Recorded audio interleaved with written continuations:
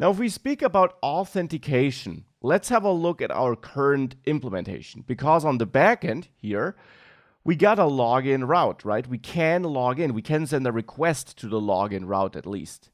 But if we then have a look at our user's controller and there at the login function, we see that what we do in there is in the end very, very trivial. We check whether we find a user for the provided email address, and then if we don't find that user, or if the password of the user does not match the entered password, we return an error. Now, thus far, this logic isn't too wrong, though I'm not happy with storing the plain password like this, the plain text password like this in the database. We certainly want to change this. But still, even with that logic, what we return is not really helpful. I return a user object, and I return a message where I say logged in. This is not really anything that helps us on the front end. It's not a proof that this user is logged in, right?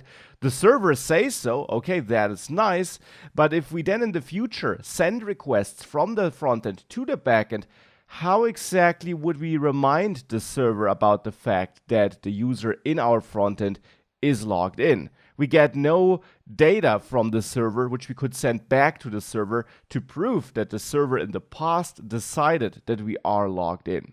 So how would this normally work, and how should this work in a single page application REST API scenario? We have our React app and we got our backend server, and there we got certain routes or certain requests we accept. We use a HTTP client on the front end, like the Fetch API or like Axios, and we send requests to the backend. And some routes there should be protected, which means only authenticated users should have access, and other routes are open to everyone. Now, traditionally, and with that I mean a web application where we render HTML on the server with the help of templating engines, traditionally we would establish a session. We would create a session on the server. A session is a server-side idea, which we then store in the database there. And we would send the session ID to the front end and there store it in a cookie. Now, this approach is generally nice, but if we're having a single page application and then a server-side API, these two ends are not as closely connected as they are in an application where the server-side renders the HTML code. To be precise, the API is stateless, which means it's totally decoupled from the front end. It doesn't want to remember sessions and to which front end a session belonged and so on.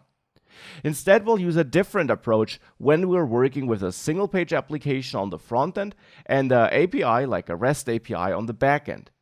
Instead of creating and storing such a session on the server, which we don't want because the server is stateless, we generate a token. This in the end is a string generated with a certain algorithm where certain pieces of data are encoded in. This token is returned to the front end, and there it can be stored in a cookie or in local storage.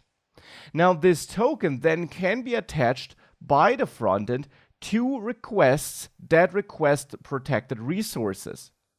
And now the interesting thing is, the server generates this token, as I said, with a certain algorithm, and also by using a private key, which then is just a string that's fed into the algorithm, and the same key for the same data which is encoded will always yield the same token. A different key with the same data will yield a different token.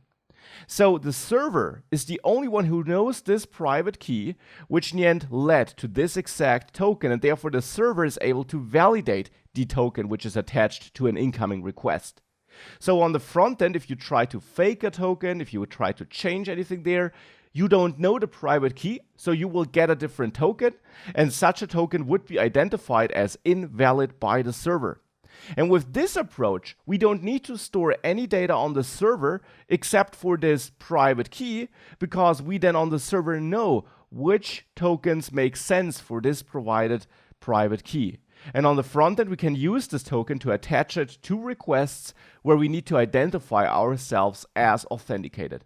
That's the idea here. That is how authentication typically works in modern web applications, where we have a single page application and an API backend talk to each other.